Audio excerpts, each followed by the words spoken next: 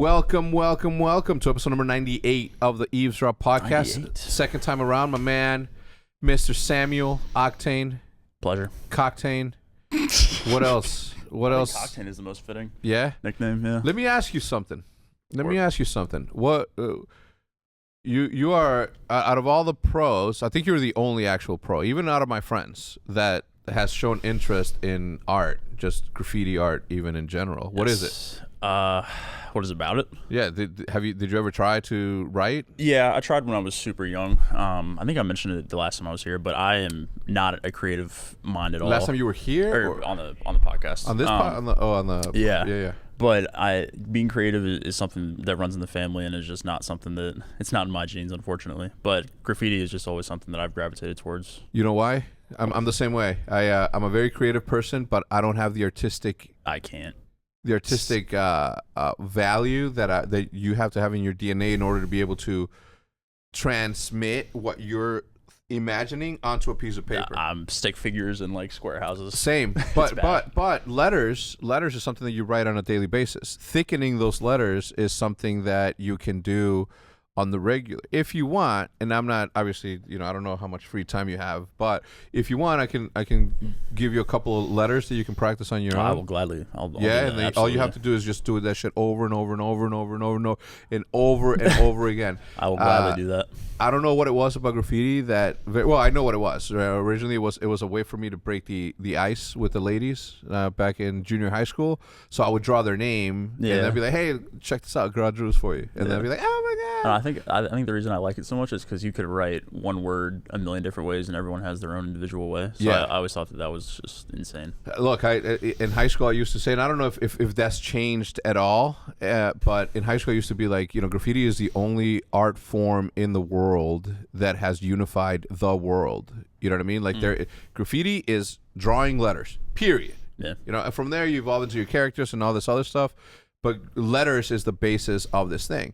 And every single city and every single place in the earth, maybe not the super rural, but even then, like, have graffiti writers. Yeah. And it's not like they're doing, impressionistic, cartoonish, you know what I mean? Yeah. Like, this is something that every single city has, a graffiti writer. So for me, that was always like something that captivated my I'm the biggest graffiti nerd there is, right? I am not supposed to be this geeky over graffiti. As a graffiti writer, you're almost put in a position to fucking hate every graffiti writer just because that's the way that it is. Unless they're your boys, crew, or people that you like, they're in the top 10% or in the top 1% of graffiti writers, then you can jock them. Aside from that, if you give props to somebody, that's jocking someone. Really?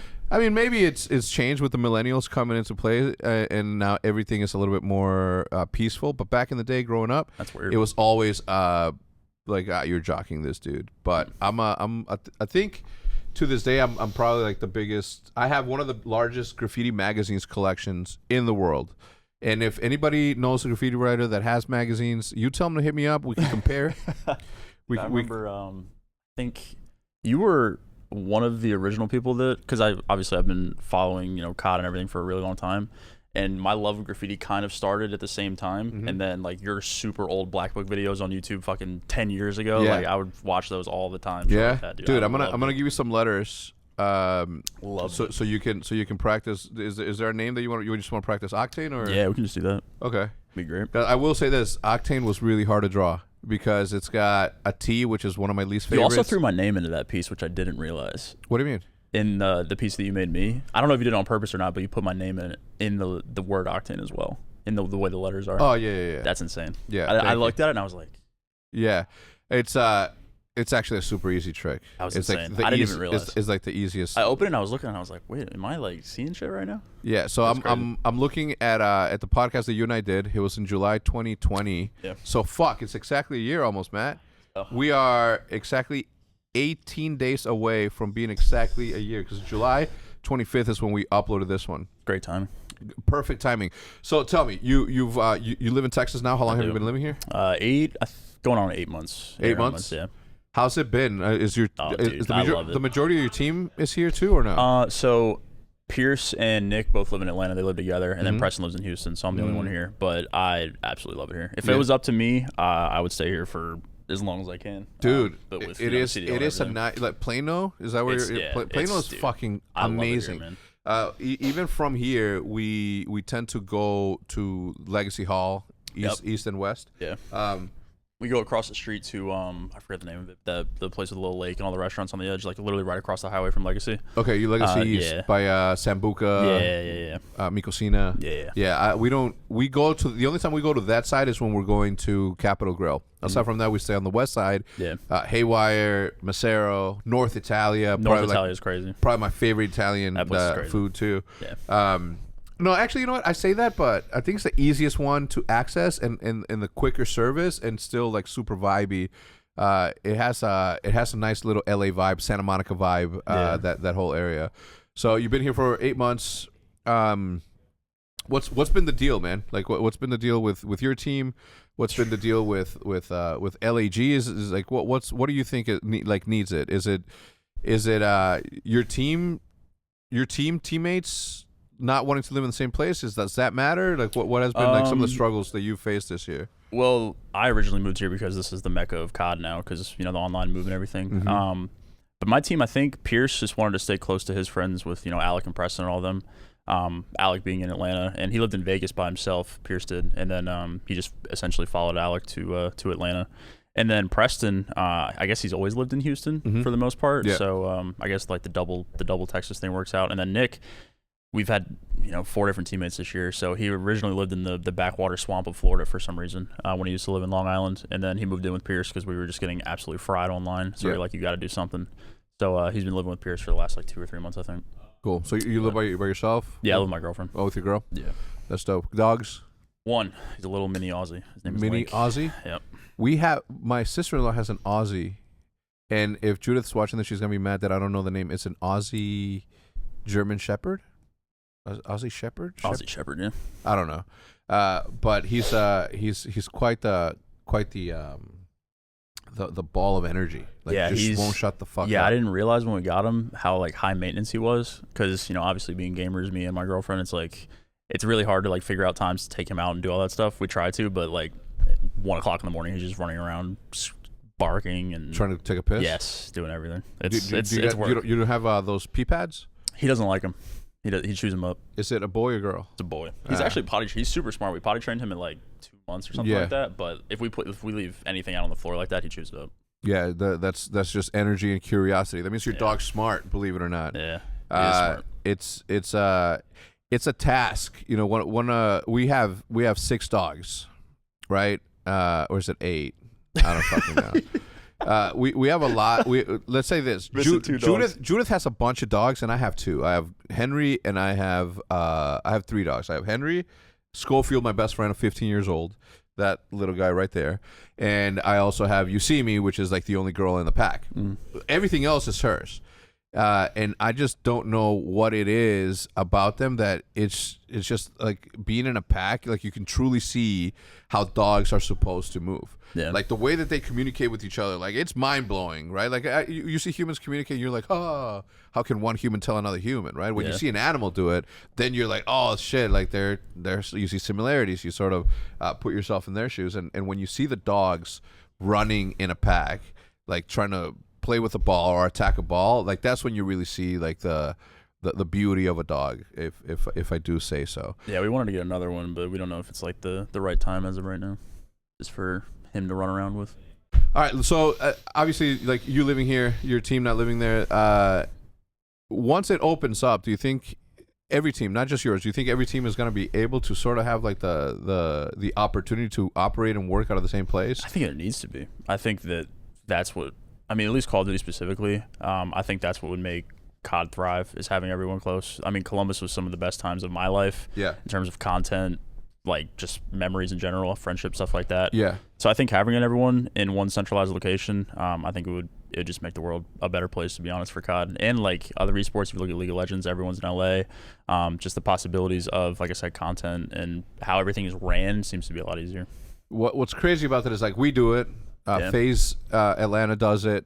Empire does it. Like Toronto. Toronto does it. They all have like everybody next to them, and for the most part, they're at the top of the thing. Like, what about like New York? I don't think they're all in Texas, but they don't have a facility. Yeah, they don't have a facility. Yeah.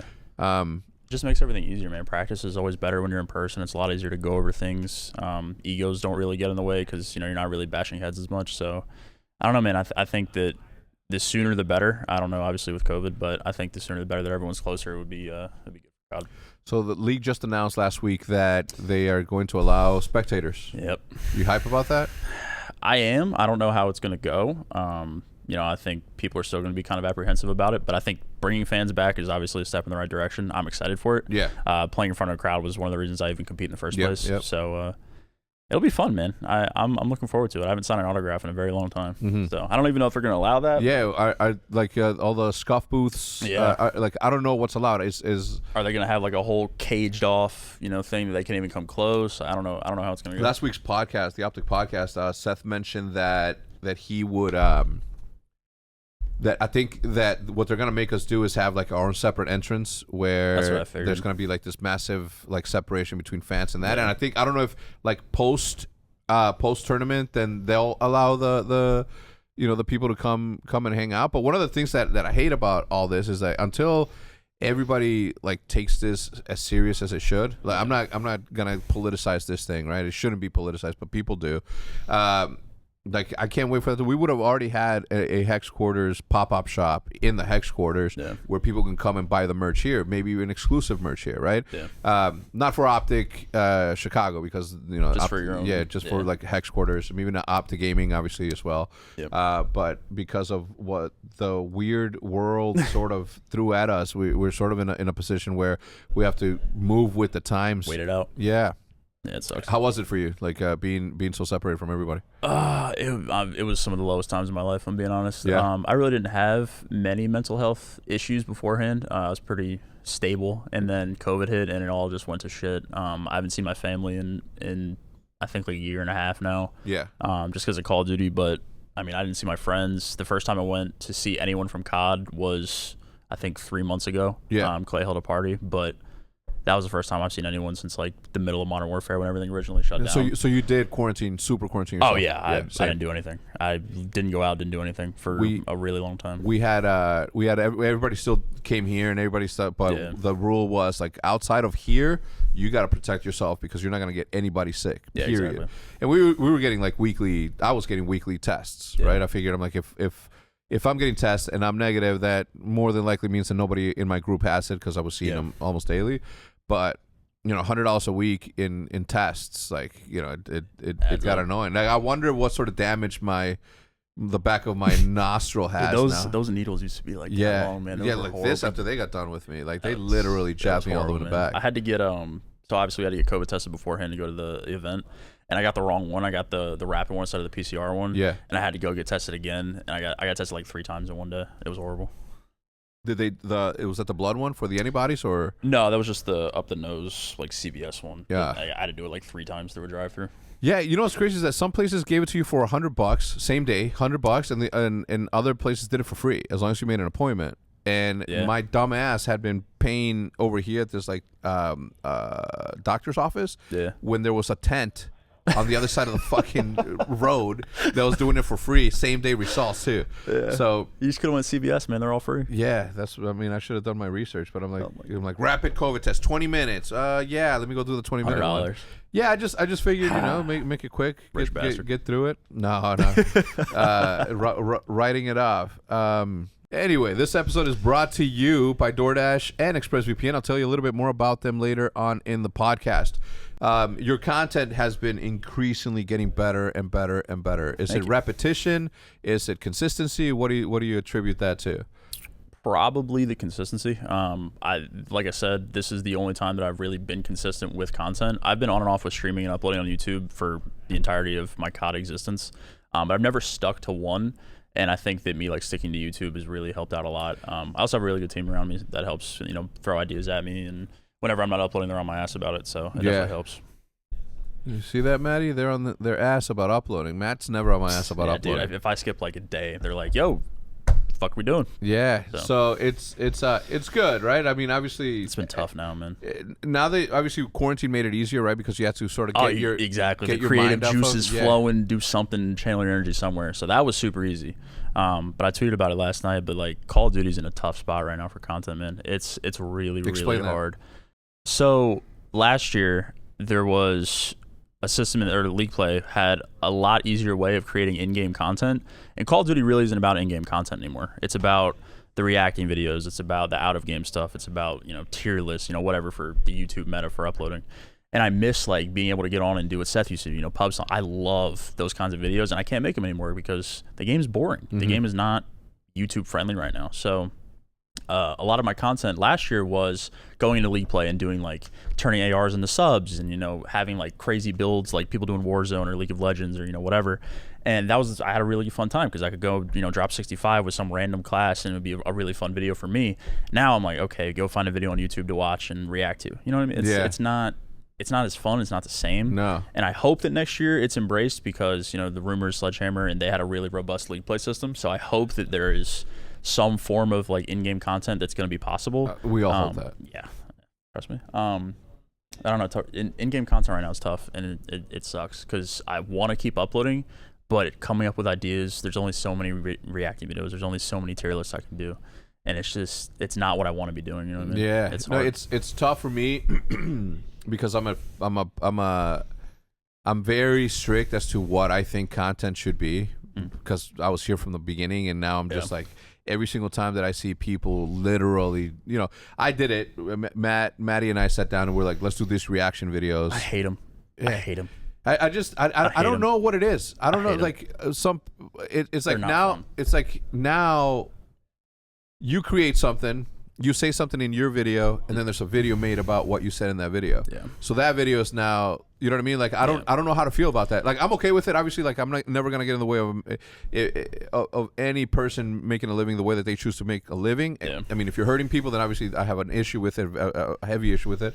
But if you're just making a living off of whatever, then I get it, right? And then it got a little bit tougher as like we started to move everybody in here and we started to create content around the whole league, where before we only did content about Optic forever. Yeah. And then when Roger came back from 100 Thieves after leaving Optic to go to 100 Thieves and then came back to Optic, there was this sort of like the tier list video that we did where ranking the players. Everyone got mad. Yeah. Yeah, like I would have never in my life would have uploaded that. But I'm like, you know what? It's the second go around. Let's give it a shot. And guess what happens? Everyone freaked the fuck out. Everybody freaked the fuck out, but guess how many views that thing had? It popped off, bro. It popped off. Yeah. It's got like 500,000 views. Drama, man. It's got like 500,000 views. And I'm like, I feel guilty. And I'm like, that's like easy, controversial content. It's so easy to do that. Is the easiest thing to do. It's so fucking easy to do that, dude. It's like the beginning reactive videos were fun because it was old school, like Black Ops 2 to like probably BO3, like land, like raging, like, the kill a choo-choo train, stuff like that. Like stuff I haven't seen in a really long time. I enjoyed those, but now it's like, oh my fucking, like how many more can I make? Man? Yeah, but how do you this is the cycle of YouTube.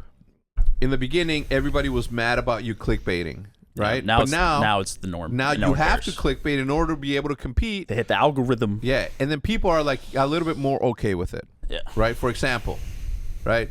How easy is this gonna be? Right. OCTANE. CRIMSIX just went out and said that he carried your career. What is your opinion on it? Yeah. Give me your reaction live. Dude, it's... That alone, I can title that. That alone. Title 500,000 views. Yeah, dude. No. Like I'll and clip, it's a 3-second conversation. I will clip this right now. I mean, obviously that will get clipped. I'll put it on Twitter. Everyone's gonna go watch the video. You know what I'm saying? Like it's fucking easy, dude. It's easy. This is a whole other rabbit hole, but like no, please. Just drama channels and like Twitter channels, if that makes sense. Like obviously, like you said, they're chasing their bag, they're doing their thing. I'm not mad at it, but like when they take things that I say or things that other people say and they misconstrue them to a point to where they're just trying to do it for a quick view, like that's the shit that rubs me the wrong way. Yeah. Like I'm not gonna name bash, but like Tactical Rob, for example, like my fucking face is in this guy's thumbnails 3 days a week, and it's about just the stupidest shit. And I'm Dude, just like, I saw one of his. it's And look, insane, man. I keep saying this because I don't know how many Leave times me the fuck alone. Yeah, it's insane. I keep saying this because I don't know how. The 2 hours ago, dude, scroll through his. I'm telling you, I didn't even see today's. Yeah. I'm telling you, man. Go to his videos and look at his thumbnails and see how often my face is in there. It's insane. Yeah. So one. Well, I mean, you're twice in the first row, dude. I'm telling twice you, in the first row. I see how many times Optic is in there. 1, 2, 3. All right, 3, 4, 5, 6. Again, look, I don't care. You know what I'm saying? I'm not gonna get in the way. I like it. I listen to it. That's funny. Yeah. I mean, if he's gonna make a video on me, I'll watch it. Saturdays when I'm making breakfast, I have this going on. There is a need for this. I've known that there's a need for this. There is. I've been telling Matt from the fucking beginning of Hex Quarters that we were going to be a fun news, or not news, but a fun news network of sorts. Yeah. Right?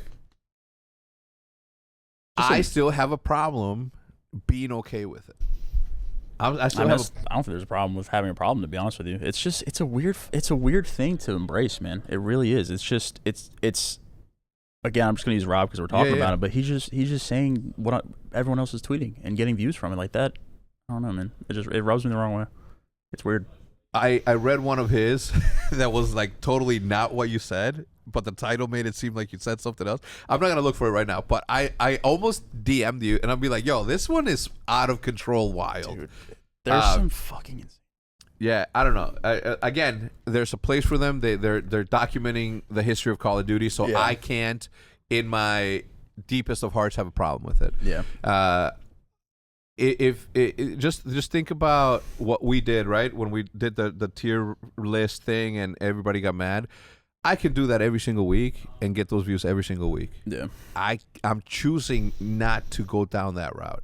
The problem with that is that from the beginning of Optic, we've always been that way. We've always steered away from that sort of controversial content. Yeah. But we shouldn't have. If we wanted to be bigger, if we wanted to get to like, I don't know. I disagree. I think you did it the right way, because I mean, like there comes a point when you get that reputation, and I don't think that you or any like brand that you're associated with has that, and I think that's more important than this video got 500,000 views because I called someone ass. Like, you think? Yeah, I mean, at least to me, I could be wrong. From a business perspective, I struggle. Okay, yeah, that's you know what I mean. Yeah, I mean more so from just like a mutual respect kind of thing. I know, but human, right? Yeah.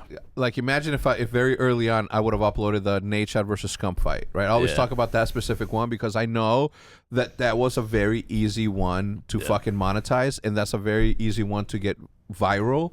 If I upload that today, it'll be fine. It'll still be viral today. Yeah. But I still don't do it because I'm like, am I turning my back on myself and my beliefs as to what this thing, what content should be? Yeah, like you'll never catch me on fucking Twitter unless it's somebody else. I have a rule: if it's player versus player, I'm not gonna get involved. It's not my thing. Yeah. If an owner gets involved, I've seen some back and forth with you and Stro. I've seen some back and forth with you and Stro on Twitter. Yeah. You know the thing about me and Stro is that like we're fucking great buddies. You guys are brothers. You know what I mean? Like we've done a lot together. But every single time that he's out there fighting with fucking Nate or Courage, then I'm like, oh fuck. You know what I'm saying? That was a historic day on Twitter. Yeah. That whole 100T beef. Wow. That was a good time. Anyway, so what do you have to say about Crim? Yeah. Do you have anything to say? Because I'm not gonna pry it out of you. It's your choice. I just felt like if I don't come back to it, people are just. I can't wait to end up in a Rob video. But I don't know, man. Porter's been pissing me off lately. Yeah. Yeah, man. Because I consider him a good friend of mine. He and I are always are good in person. We share similar interests, cars and that stuff. And online, he just likes to talk shit about me. I don't know why. I don't know what it is. I confronted him about it 2 days ago or something like that, because he went on the flank and was like shit talking me for literally no reason at all. I was like, why the fuck are you being weird? And he was like, man, all these kids on Reddit are always talking about KD, and like I just had to prove a point. I'm like, why the fuck you? I literally I could read the text word for it. I'm like, dude, you have won 1 million championships. You're literally the greatest Call of Duty player of all time. Why are you soft about Reddit? Why are you soft about Twitter kids? Why you got to prove a point to fucking anybody? Yeah. What is wrong with you? You have like $1.5 million earned in COD. Why the fuck you have a Miami blue Porsche? Why are you? Yeah. Well, you know what I mean? I don't know. It just rubbed me the wrong way. Because this is not the first time. I texted him. This is not the first time that he's been talking shit about me when I don't do anything. So I don't know. I think the Black Ops 4 performance really tilted him. I don't know what it was. Because that seems to be the dagger. I don't know what I think. I think COVID did a number on a whole bunch of people, not just COVID fucked everyone. Yeah, it did, man. I mean, it wasn't easy. And look, I'm not making an excuse for anyone. I'm not that guy. I like Crim. I think Crim and I are still really good friends, but he's just fucking weird sometimes. Everyone knows that. Yeah. I think everyone watching this podcast knows that. Mm-hmm. It's just how he is. What's fucked up is that when him and Formal started going at it, dude, I'm like, well, there goes episode 100 of the Eavesdrop podcast. Wait, I replied to that too. I was like, when's the 60/50 or the Dynasty episode coming out? Yeah, dude. And y'all, Twitter would have exploded. I don't know, look, it's not. As you know, it's not a talent thing in this league anymore. Absolutely. You know what I mean? Yeah. Like you guys have fucking everybody has an all-star lineup at any given moment. You know what I mean? Anyone can be anyone, man. At any given moment, and it's just, I don't know. I don't know if it's a mental thing, especially with like Atlanta FaZe. I don't know if it's a mental that they have on people. Those guys are just disgusting, dude. Yeah, look, it happens, man. You know, it happens. Are they going to be the same next year? I think they're going to be pretty damn close to it. Yeah, you know what I mean. I agree. You don't have that level. I blame you for that. Huh? I blame you for that. For what? For being a good owner? Just letting Alec go, man. I blame you for that. Chain him to the floor. Yeah, I blame you. Imagine now we're all getting shit on because of you. Damned if I do, damned if I don't. Imagine what it looks like. You've never been that person, though. Yeah, imagine what it looks like if I say, listen, man, you're just gonna make it another team better. I heard that. True. I'm not gonna say who or what happened, but I've heard that on numerous occasions this year when we're attempting to make changes. It's like, we're not gonna make you guys better. Yeah. Ooh. All right, man. Yeah. Heard that on multiple occasions. The thing is like I was damned if I did, damned if I didn't. One, I'm never gonna be that dude, right? Secondly, well, I'm afraid of these dudes. Like, yeah, they're winning right now, but it's gonna feel good when we beat them. Yeah, you know what I mean. Absolutely. It's not a matter. I don't understand this whole level of why did you make that team better. It's like, why don't you want to play against someone that's better? Best. You know what I mean? Once you want to beat the best. Yeah. You know what I mean? I enjoy playing those guys. I mean, even if they shit on us, I enjoy the competition. It genuinely reminds me of the Dynasty, like playing, like knowing that you have to be on your shit to win that series. The other thing that pisses me off is that I don't even know if I should say this, but like, do people not think that I can at any point change the team and fucking like? I don't know. I'm doing literally. all I'm saying is that I'm running two businesses at the same time: a competitive business and a content business. And the way that I'm running it right now, one of them is really, really good, right? The other one can be good, but when you have a dynasty team like like they do, how easy is it for them to create the same sort of content that they're going to be able to create and be at the top the way that we're at the top? That's the give and take that has existed in COD for as long as COD has existed. Yeah. It's are you going to devote your time to content, or are you going to be the best that you can be competitive wise? And that's what Seth usually does, a pretty good balance. Yeah. And I always have a lot of respect for Seth in that regard, because he's built his content empire, and the minute that he retires, that guy's getting 40,000 subs on Twitch. But yeah. That's always been the divide. But what happens if he retires? Like, what do you think happens? Like, let's genuinely, I think we're fucked. I'm gonna be honest. I think that I don't. Go ahead, finish that. Can I get a napkin? I think that not enough. It's starting to happen, but I think it's too late to hit, or too close to his retirement. And it should have happened years before. There's not enough people to fill that space. There's not enough. There's not gonna be one personality. It needs to be a group effort. Several, right? And I don't think that there's been enough players that have taken the initiative and understand that, like, COD isn't going to be forever. There needs to be something to fall back on. There needs to be something besides competing. And I just don't think there's been enough players to fill the void of when Seth retires, because let's be honest, he is COD. Bro, the when Nate retired, that was a massive blow. Yeah. Like, we're still seeing those. I think Seth is going to be worse. I think so too, because it's going to be the last of his kind. The right? old guard. What you're doing now, what fucking Zuma's doing now, like that is what we needed. It's fucking three to 4 years ago. It's literally a group effort to pick up where Seth is going to leave off. Dude, I've had this conversation with fucking all the owners. Like, put some fucking put some effort on the thing that's going to grow this thing. And also, I'm gonna clear the air. It's not fucking hard to compete and make content. It's fucking not. It takes depending on what you're doing. If you're streaming 6 hours a day, that's different. But if you're doing what I was doing and just uploading on YouTube, it takes an hour and a half max every other day, which is my schedule to make a fucking video. It's not hard. You scrim 1 to 6, 1 to 7.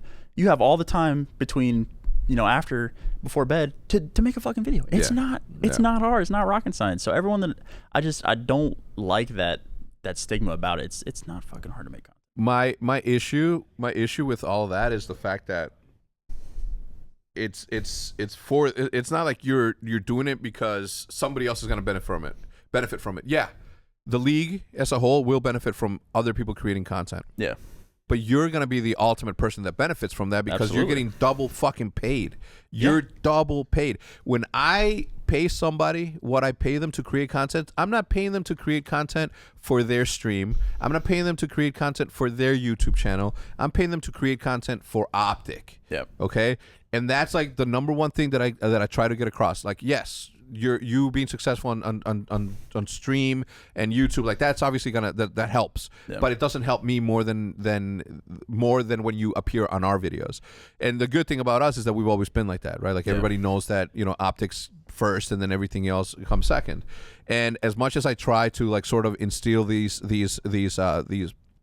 thoughts and try to get people to commit to themselves to create the content, it's tough, man. Dude, like it gives me a headache. Like your track record is Matt.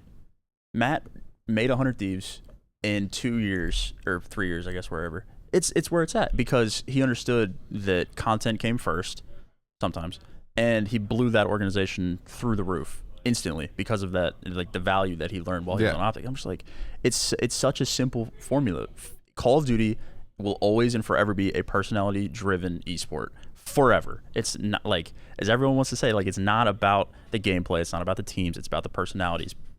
Fans are more prone to follow personalities than teams. And I think that once people hopefully understand that, I think we'll be in a much better mindset. Again, it's kind of close to Seth retiring. I don't know how many years he has left. It might be too late. Got a couple of them. But I mean, damn, man, make some fucking YouTube videos or something. We talk about it. We talk about it maybe like once every 6 months. Be like, how we feeling? He's got a lot left, man. Yeah, this was Seth's best year in a very fucking long. Like he is disgusting at this game. You want me to tell you why? He's disgusting. You want me to tell you why? Well, yeah, natural ability aside, because he's got a good home right now. He's got a good home. Yeah. Right now, he lives with an excellent girl, super sweet. Nice. I met her a handful of times. Yeah. Very nice. So he's got his dog, he's got his cats, he's got a house. You know what I mean? Like he's never had that before, unless it was 60-50. He's never had that before. He had his little drama with his exes and all that stuff, but like aside from that, there's really nothing that got in the way of him. Like during World War II, he was living out in fucking bumblefuck California. Yes, he was in a house. Yeah, right, in a house, living with somebody who he didn't want to live with. Fucking just making his life miserable and didn't know how to get out of it. And he was too far from my reach to fucking go there and help him get the fuck out until it was time to do it. But man, he's disgusting. Like this is Seth's best year since like BO3. Like, it's insane how good he is at this game. What do you think? Prime? Did you ever play against him in like his prime? What would you say? AW is by far Seth's best game. That guy was fucking untouchable. Yeah. Yeah. Who in their prime? How close Simp and Seth? I don't even know if Simps hit his prime yet, which is fucking terrifying. I mean, just from what I've played, AW Seth still, because just the jetpacks just made shit feel overwhelming, and also it was the dynasty, so I guess there was like that backbone factor. Like, okay, if I kill Seth, and Matt's behind him. Now put on top of that the fact that he was creating content.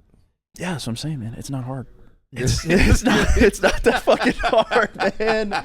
I hate that stigma. It's just an excuse to be fucking lazy, and it pisses me off. Oh man, it's not hard. It's unless you're streaming. If you're streaming 6 hours a day, then that is very different. I think. But you can make a fucking YouTube video. Yeah, man. I think streaming is harder than creating. It's hard content. as shit. Yeah. Streaming's hard as shit. To keep up that energy for that amount of time, including scrims. I'm surprised Seth lasted as long as he did, because he streamed for what, a year straight, right? Yeah, the paycheck helps, obviously. Guaranteed, yeah. Yeah. But it's fucking, dude, it's draining, man. Like even scrims, some days I get on, I just don't want to fucking play. But some people still turn their streams on for 7 hours a day and do their thing. So it's hard. You know, people always say, like, it's really easy for Seth to do it because of the millions of dollars that he's bringing in a year just from that one business. You know what I'm saying? From his, like, live shit. Whether sponsorships, whatever that is. Like, it's easy. But it wasn't easy. It took him fucking 9 years to get to the point where Twitch... That's what he always told me, bro. What did he say? He's like, you upload consistently for like 4 years straight, and then you come back to me and tell me how you feel or something like that. Yeah, look, it seems easy to people now that it's there. Now that Twitch came and gave him the fucking mega bag and did all that stuff. Like, it's easy. But he fucking grinded his ass off on top of competing at that level for a very long time. Yeah. The thing is like... You know, Formal has that same ability right now. Formal could... Dude, Matt could take the fuck over. He's hilarious. I know. I said it in a recent video I made, but that guy might be the funniest person that I've ever fucking met. Like, Matt is... He's witty. He's quick on his feet, like, jokes You want to know the best... Matt's fucking hilarious. You want to know the best combo? The best podcast would come when Formal, Maniac... and a moderator like me gets in the middle of it. That's the best, the fun, the most comedic podcast you're ever gonna see. Nick's fucking brain is exactly like Matt's, but his delivery is a little bit more dry, which makes it even funnier. So if I was to put my money on the funniest podcast combination, it'd probably be those two with a good moderator. Let's go to a quick break. Say hello to the sponsors. This sponsor, as usual, and as per usual, coming back for like the 19th time is ExpressVPN. Okay, now why is that good? Because it protects your privacy. Why is that good? Because here at the HECZ quarters, we play competitive Call of Duty, so we got to make sure that we're always flipping and bouncing from one area to another, right? So every time you connect to an unencrypted network, cafes, hotels, airports, any hacker on the same network can access your account and your personal data, whether it's your passwords, financial details, etc. It doesn't take much technical knowledge to hack someone, just some cheap hardware, believe it or not.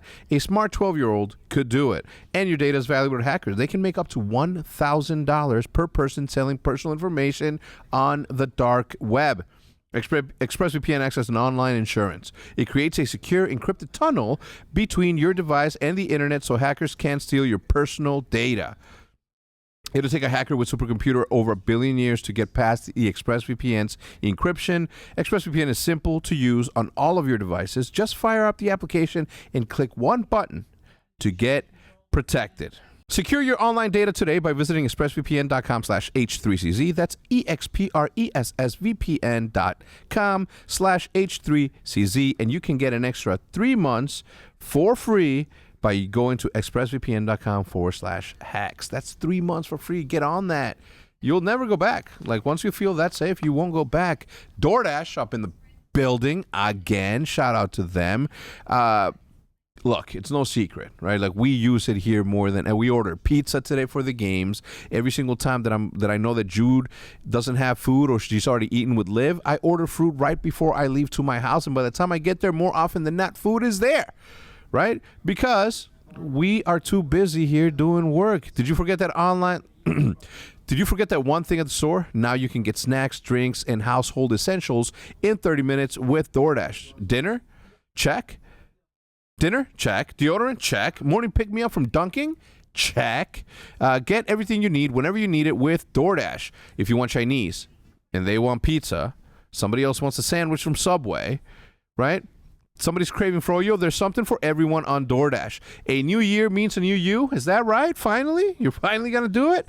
But when it comes down to your craving, maybe that's still the same old you, as it often is with me. Order your old favorites or try something new with DoorDash. New year, same couch, resolutions are here, but this year they might look a little different. Let DoorDash focus on dinner so you can focus on resolutions that matter. DoorDash connects you to the restaurants you love right now and right to your door. And now you can get grocery essentials you need with DoorDash too. Get drinks, snacks, and other household items delivered in under an hour. Ordering is easy. You open your DoorDash application, you choose what you want from where you want it, and your items will be left safely outside of your door with the new contactless delivery drop-off setting. With over 300,000 partners on the DoorDash application from the U.S., Puerto Rico, Canada, and Australia, you can support your neighborhood go-tos or choose from favorite national restaurants like Popeyes, shout out Popeyes, Chipotle, shout out Chipotle, and the Cheesecake Factory. Okay, for a limited time, right now, our listeners can get 25% off and 0 delivery fees on the first order of $15 or more. I'm going to tell you again, like I tell you every single time, if you order under $15, I can't trust you. Enjoy yourself. Order something that's more than $15 so you can get that 0 delivery fee and 25% off your food when you download the DoorDash application and enter code EAVESDROP 2021. That's 25% off, up to a $10 value and 0 delivery fees on your first order when you download the DoorDash application at the App Store and enter code Eavesdrop 2021. Don't forget, that's Eavesdrop, EAVESDROP 2021 for 25% off your first order with DoorDash, subject to change and terms apply. Last but not least, we have Curology. Now, you may wonder why we're talking about this. Look, men suffer from acne too. Men also care about their appearance. It's not just the women. No, men have to look good too. Have to have silk, buttery, smooth face too. Take care of yourself. Look, from the beginning, I cared about this skin. From the beginning, in high school, I couldn't tell you every single time one popped up, I had to take care of it. If I had Curology back then, you better believe I would have been using it, right? I have the complexion that I have because I take care of myself. Every single time I wash my hands, I wash my face too, right? And whether you're trying to take control of your acne or if acne is no longer your top skin concern, fine lines, dark spot, occasional breakouts, or clogged pores, Curology will customize a prescription formula with 3 active ingredients picked for you to tackle your skin care needs. Right? What I'm going to do, I'm going to do the dark spots. I have a little look. I've been around for 41 years on this planet, right? That is a whole bunch of 41 times around the sun. The sun burns your skin if you don't protect it, so you better make sure that I'm going to continue to do what I need to do to look as young as I do. To get your treatment plan, start by answering questions online about your skin and sending a couple of selfies to Curology. Next, Curology matches you with a licensed dermatology provider who gets to know your skin, and if it's a good fit, you'll get a customized prescription cream to address your acne, fine lines, dark spots, and more, right? Then Curology sets you up with a personalized treatment plan and ships your custom formula right to your door. Take control of your acne, dark spots, breakouts, or whatever your unique concerns may be with the powerful skincare treatment made for you today. If you go to Curology.com/H3CZ, that's HECZ. Go to Curology.com/HECZ, that's H3CZ, for a 30-day trial. Just pay for shipping and handling, and that is it. Right? That is Curology.com/H3CC to unlock your first 30-day trial for free. See Curology.com for all of the details in the description down below. Go to Curology.com/HECZ for a free 30-day trial. Just pay for shipping and handling. It'll be worth it. Trust and believe. We'll see you guys in a little bit. Let's get back to the podcast. And we're back, so super shout out to the sponsors for backing us up again. Have you ever, what were we talking about? Oh, formal and the podcast. Have you ever thought about doing a podcast yourself? I would love to do a podcast, man. I just don't know how or who, because I don't want to do a solo one. Solo one sucks. No, and I don't want to do ones. I don't want to do ones that are like online, because online podcasts you don't get like the back and forth. I know. It's looking at a fucking webcam having a conversation feels like I'm just talking in Discord. Like that sucks. Yeah. So like I would love to do an in-person podcast. It almost came to fruition about a year ago. I was gonna do one with Rich, but that didn't happen. Campbell. Yeah. He's one of my good friends, but it just never came to fruition. But I love being on a podcast. I would love to do one. I just don't know who, how, where, when. Yeah. The toughest things, the toughest part about podcasts is finding the right, not finding the right guests, but finding guests consistently. Yeah. When COVID happened, like my podcast fucking suffered a lot because I was almost left to just interviewing anybody that was part of the industry and was available. And at times it slapped, times it didn't. The ones that I found the most interesting are the ones that got the least amount of views, and the ones that are just like obvious. Yeah, that's how right. It goes, usually how things go. But I also wanted to make sure that the Eavesdrop wasn't just like esports or Call of Duty related, right? Like you've had a good array of guests. And when episode 98, we're in episode number 98. I didn't even realize, man. That's insane. That's fucking nuts. Well, we were supposed to do the Dynasty for episode 100. Just hit up Ian. I might have to pull a lot of strings. I think Ian would do it. Ian would do it. I think it's. I think Ian would do it. I think Formal would do it too. I feel like y'all could like squash it. I think they could squash the beef like on the podcast. I know. I bring in the cash. I'm like, here's yeah, you know, here's your 10 grand. Sorry, man. My bad. Here's a little interest. Yeah. I don't know.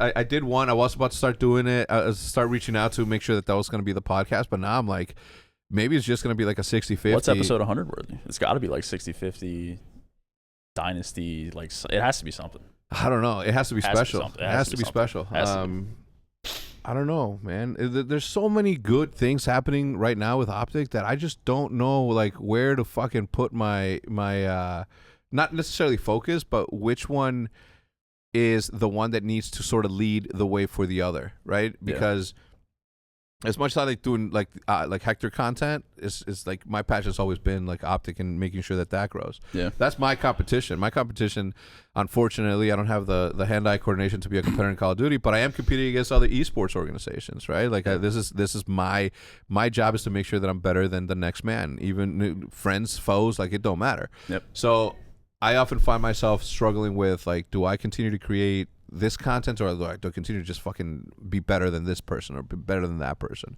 So it's tough. Anyway, so on the podcast idea, I think Attach started one. I think like every single time there's been a lot of startups and stops. I hate when they stop, man. It's fucking hard, man. I do blame them and I don't at the same time. Like I think Hardpoints was a really good one. I think the Codcast was also very, very good. It's just I think that yeah, Nameless fucking shit the bed on that one. Bro, dude, the Codcast is a great fucking. That's just the name. The name is so good. Tommy filled the space. I have DMs with Nameless telling him what he should be doing, like fix this thumbnail, do this, that, and the other. Because I knew that his podcast was going to take off. I knew that his podcast had all the room to become with Zuma's. What Tommy's is now. What Tommy's is now. Now, granted, Tommy and Nameless are two different personalities. Tommy's is just he's just too good of a personality to not be doing what he's doing. And has a great personality as well. They're different, but similar in the same ways. But the way that Zuma is more attractive from an entertainment standpoint than Nameless is. Nameless, I used to watch religiously. The podcast I used to watch religiously. Same. Every single time that he uploaded one, I would watch it. His way of being a guest and host is a little bit more. It's way different than Zuma's. Yeah, Zuma's is a little bit more hyper and that, which is what attracts a lot of people to it. Yeah. But Nameless has had that the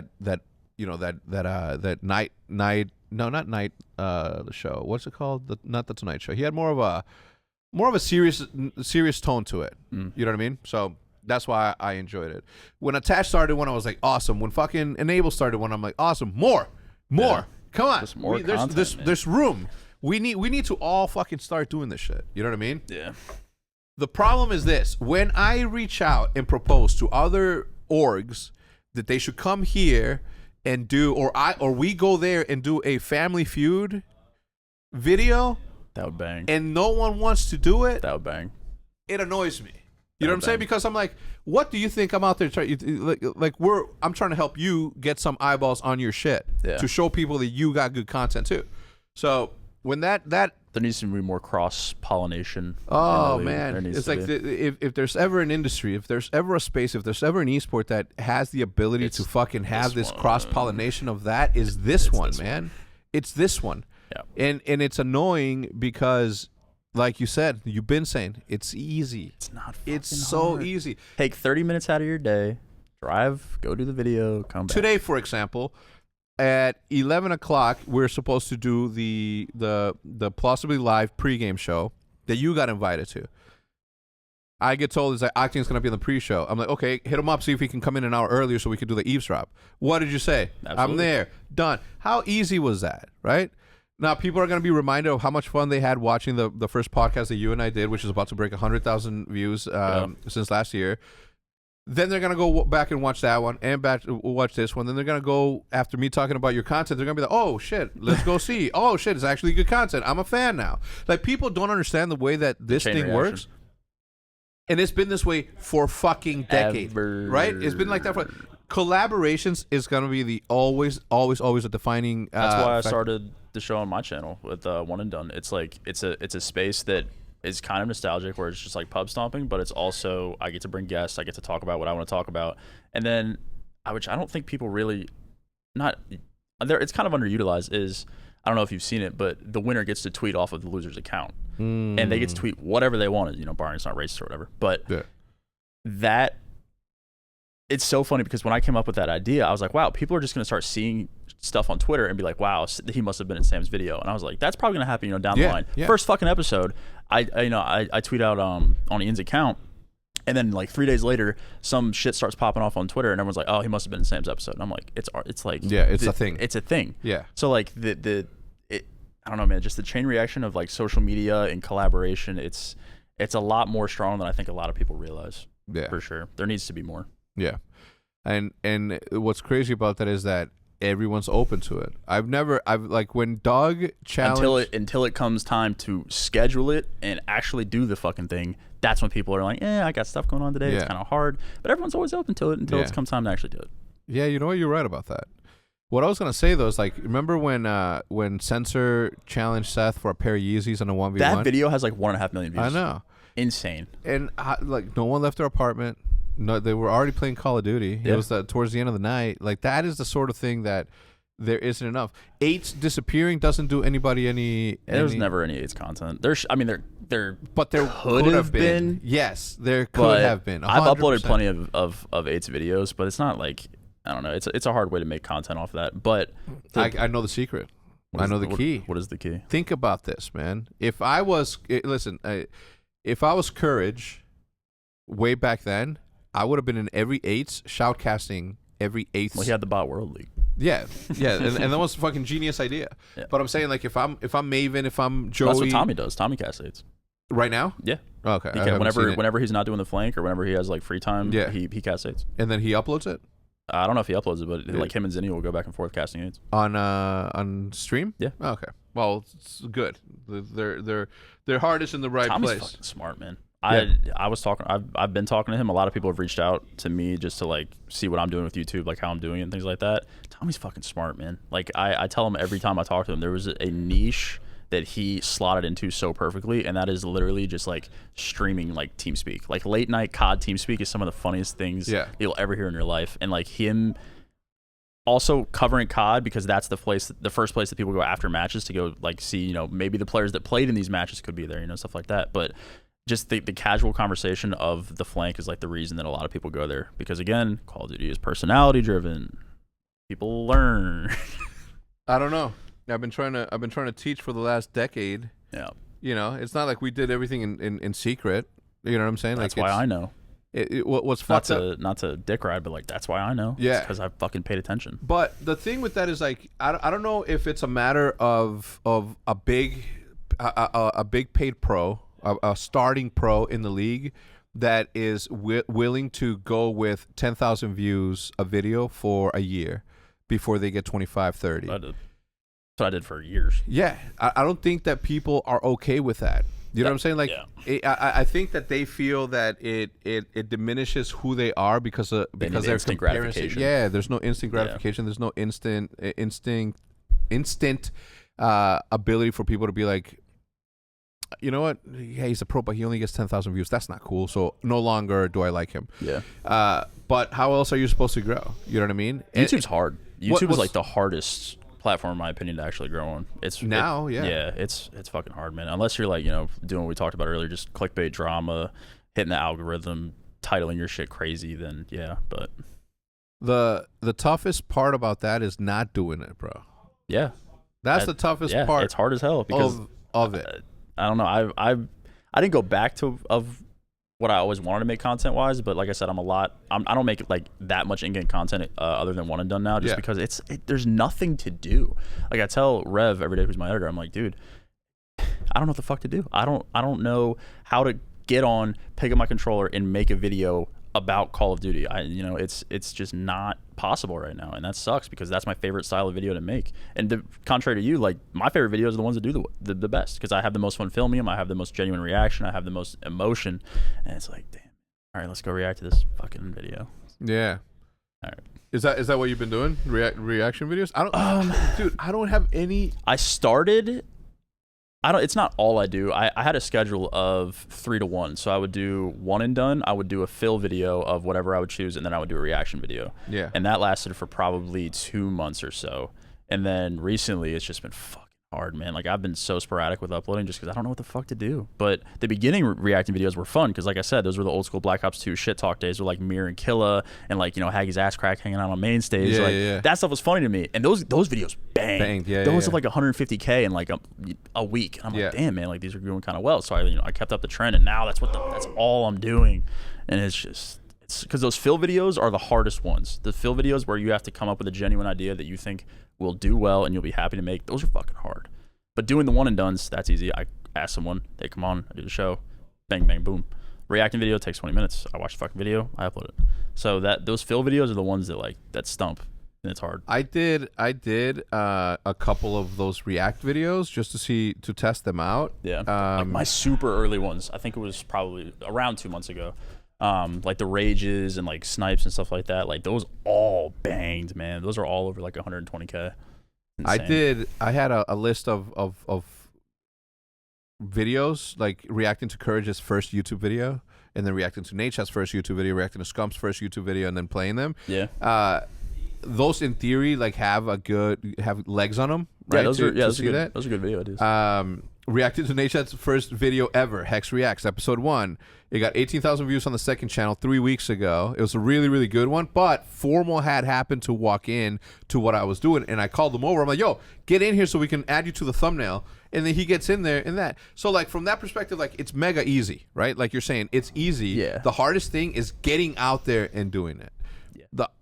It's like the gym. I don't go to the gym. I have a gym in my garage. Dude, this is the same analogy I always fucking use. It's hard. The first 2 weeks suck because you have to get out of bed or you have to stop what you're doing. You have to take the time, get dressed, shower, go to the gym and work out.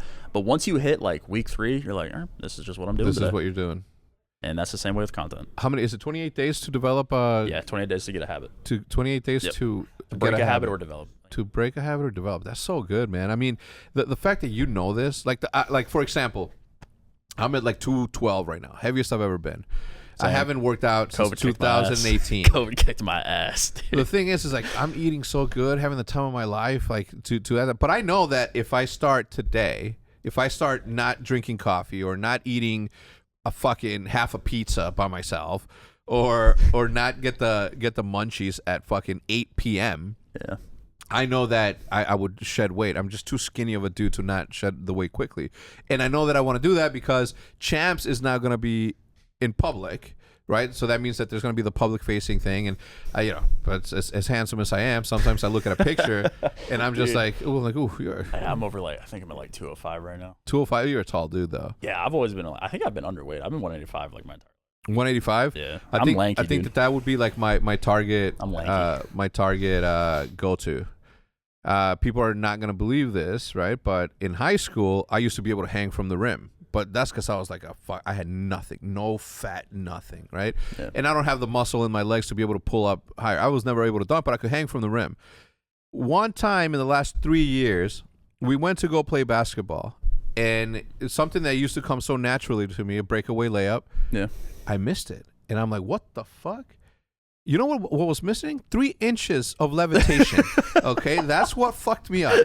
My heavy, hefty ass couldn't jump 3 inches higher than or to the point. It took way more work to get off the ground. Yeah, so I'm like, whoa, and you really felt that, and it sucks, right? But you're like, all right, this is what comes with age. Growing up, did you play any sports? I played baseball and basketball, and I was really good at baseball. I was a pitcher, and then I think I was 16 going into, I think it was whatever freshman year was. I threw my arm out. I have a huge scar on the back of my elbow. I had to get surgery, and that's where like COD kind of kicked in. I always played video games before then. It wasn't like that. But I was like, I had a leap year in baseball. I fell super far behind. I wanted to play again, but I was like, fuck it. And then I went pro in COD. So I guess it was like a blessing. Yeah, in a way. Yeah, I was super heavy into baseball and basketball. The problem with sports today is that at any point we could be like, yo, let's start a fucking basketball league, just like esports people. Start a beer league. Beer league. Like a softball.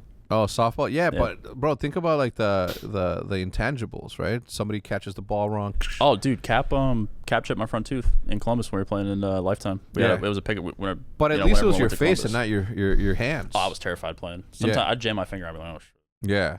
So. That's like that's the problem right now, right? Yeah. Like the problem. I think that's gonna be the problem forever, right? Like I don't think that anyone. So I think it's just gonna be non-professional players in the league that we start for basketball.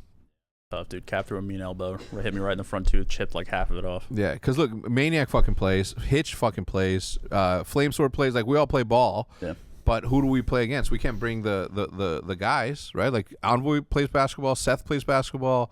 Dashi loves to watch basketball, and Formal. Dude, Formal used to play baseball. Columbus pickup games were intense, man. I think there would be like 15, 20 people every single day. Yeah, I wish I would have been there. Showed you young bucks how it's done. Any changes that you want to see enacted come season 3 of the Call of Duty League? What's one thing that you think is missing in season 1 and season 2? And obviously, spectators aside, and that, like, what's one thing that you Can I think? change anything? Yeah, sure. Go back to Twitch. Uh-huh. I think that just having to change platforms, because YouTube streaming is going. I genuinely do believe that YouTube is going to take over Twitch at some point. I think it's just there's too much money involved. I think the platform is too high to not. I think obviously Ryan's gonna do his thing, but I think that also one of mine. Yeah, just for the record. Also I saw his name just written on the wall. There's no picture over there. I was laughing my ass off. Everybody knows that we have photos of the guests that come here, and then we put it. So we have the Ultimate of Optic like all in one row, and it's Hutch and Diesel because they came here. So we do the player release, or what was it, the game release 24-hour thing or 8-hour? It doesn't matter. Fwiz was right down the street at Esports Stadium and didn't come visit the fucking HECZ quarters, believe it or not. Tragic. Yeah, so I'm like, all right, fuck it. I'm going to take a picture of the air and then put your name on it. Yeah. J2, obviously, we haven't talked, but, I figured that I would put his picture or a blank picture up to our space for him to hopefully one day in the future come back and fill it out. But back to the conversation, I think just being on Twitch is just better. Having to find the stream on YouTube, because there's not really like an avenue for streaming on YouTube. You have to like know about it before you go in a way. Yeah. I think just being on Twitch would be better, to be honest with you. I think I'm going to say it. I'm going to get absolutely laughed at. No, I'm not going to get fined. They've taken enough of my money. But we need like some in-game shit, man. We need in-game shit. We need crowdfunding. We need skins. We need like just... something, man. It's like it's just a coin flip every year if we're gonna get anything. And what do you think of World War II coming back? I'm fine with it. I liked World War II. I might be one of the few, but my ear didn't end too hot. But I don't know. I love playing World War II. We had skins in the game. That was a good time. We had the best league play system by far ever, not close. And I don't know. I think playing it was fun. I think the storylines were great. There was a lot of winners throughout the whole year. Yeah. The competition was great, so I'm all for it. I'm gonna be, what's everybody's favorite phrase? Cautiously optimistic. That's what COD is, dude. All right, let's hope for next year. Look, I think that we all go through these same feelings every single time. And on last week's podcast, on the Optic podcast, I mentioned how the last time I felt giddy about a Call of Duty was Modern Warfare 2. That was the last time that you actually felt giddy about something coming out and then playing it and being the best thing, better than you thought it was going to fucking be. Like meeting your expectations? Yeah. Or surpassing them. I think the last time I felt like that was like Jetpack COD. I loved Advanced Warfare? All of them. Yeah. I enjoyed all. I think Black Ops 3 was probably... Same. Like the pinnacle of Jetpack COD, just... The storylines in the league, man. Like there's camos in the fucking game. Like the maps were incredible. The Razorback. Of course. Just I don't know, man. I think Black Ops 3 was truly like one of the pinnacles of COD. It was incredible. Then I got robbed at stage 1 of my championship because Danny didn't heat wave. Sad times, but it was a moment in time that needed to be documented. It's a moment in time that needed to happen. Almost the greatest reverse sweep of all. Almost. What's with the tattoo? So this is my first one. This was a band, Coheed and Cambria, that my older brother absolutely loves. So that's one of their albums. And then this is just random shit that I thought was cool. Cool. Mary? Maryland. It's the Maryland. Map of the Chesapeake Bay where I'm from. Got it. It's dope. Yeah. are you gonna get the full sleeve? Like Yeah, how far are you willing to go? Well, I have this one up here as well. But I want to go all the way up. I probably want to do both arms, but it's just been hard with COVID. I've had like 3 appointments get canceled on me because of COVID, so it's just like. I think I love tattoos. I mean, I'm an artist, obviously. I'm gonna gravitate towards stuff like that. But for the longest time, I didn't get tattoos because I was always in the back of my head. At some point or another, you're gonna have to go work in corporate America, or be in that situation as that. And then I was like, you know what? No, I don't. Right? So I started to get tattoos, and then I go and meet the former president of Mexico. You really? Yeah, and I have this fucking hand tattoo, and there's like a bunch of like dignitaries and business people, and here I am. It's got a gun tattoo on your hand. A fucking M48-3. Yeah, look, I dressed the part, but still, it made it a little bit, made me a little bit self-conscious. Yeah. And then as I was in the middle of it, and I was, I was doing my thing, and everybody, all eyes were on me, and I was having this conversation. I'm like, I am me. There's no no tattoo is not gonna change what I am. So I just, tattoo's dope for what it's worth. Yeah, look, it changed my life. Though if there was one weapon that changed my life, it was this one. Yeah, it wasn't the Car 98K, which is my favorite weapon of all time. It was the one that I was the best in. You know what I'm saying? It's been a while, man. Damn. I mean, it's been for such a long time. Any closing comments that you want to say? Before you go, I have something for you. I have a gift for you. I got a gift. What is it? Yeah. You want to see it now? Yeah. My God. Yo, I love gifts. What did you do? So I'm giving you every artist gets like 5 or 6 artist proofs, which is essentially like the testing, not the testing, the dry runs. Yeah, in essence, the dry runs. Oh, you are shitting me. But these are like the artist proofs, which means that these are like more special than the ones. And I still have to sign it, but that's for you. Oh, you're shitting me, dude.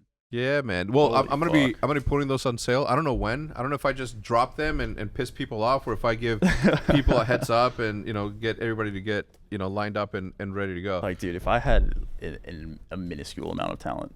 But the thing is like you do like That's I didn't. Man. This took years, decades of me practicing over and over and over again. I mean, still to this day, I think that one of the main reasons that I collect as much graffiti as I do is because I'm always. It's the same reason that I like Call of Duty. I'm never going to be as good as the professionals, and I love Call of Duty so much that I would one day, I mean, obviously it's impossible now, but, I still have that affinity for people that are better, which is why, like, I have that, which is why I have that. Like, how often do you, like, see other things and you're like, wow, I should do that? What do you mean? Well, I mean, like, do you, not, like, take other people's style, but do you see, like, tendencies and things in other people's drawing that you're like, I should do that? I mean, all the time. Like the dude up there, Gesser, like he's always been one of my favorite graffiti writers of all time. And now that I am who I am, it's easier for me to be open about who I like and who I, you know what I mean? Like the people that I give props to, without fear of sounding like I'm jocking people. Yeah. And for the most part, like the majority of these dudes are like my age or a little bit older, so it's a lot easier to be cool. When you're young, it's all about hate. Yeah. But yeah, I don't know how often I'm inspired every single fucking day, man. And whether it's by a dope ass llama drawing like the Fortnite one, like one of the things that I liked about Fortnite is the characters, man. Like the aesthetics of it, like fucking made me love it, right? All the time. I see people that are way better than me all the time. I mean, one of my best friends is one of the best ever to ever do it. So it's. I think that's like one of the keys of being great is being able to understand that like not people better than you, but there's like things that you could do better. Yeah, I think that applies to all aspects of life. Yeah, you're never gonna be able to achieve something that somebody else was able to do just because of their God-given talent. You know what I mean? Yeah. So for me, that's like one of the most curious things about humans. What other animal? Because we are animals. What other animal creates artwork? What other animal does stuff, creates stuff to make other members of their species laugh, enjoy, cry? Like humans are like, do you think aliens out there have theaters? Maybe. Like what sort of entertainment do they have? Do they even understand the concept of art? Like these are the sort of things that you'll never understand. Yeah. You know what I mean? It's one of those wild ass shits. Anyway, I hope you like it. Frame it up. I will most certainly be framing. I'll autograph that for you. It's hand embellished. It's an artist proof, so it's a one of one that you'll receive it. I appreciate it. I figured that since you've been so forward, not forward, but so open about liking graffiti, I figured that you'd be like the perfect candidate to receive it. That's fucking nuts. So I received 5. I'm giving 5 away to, or the other 4 to other people that I know. So anyway, thank you for stopping by for the second time, brother. I appreciate you. Hopefully it won't be the last time, and we'll see you guys on the next time. Again, huge shout out to our sponsors for the day, ExpressVPN and DoorDash, and we'll see you guys next time. Goodbye.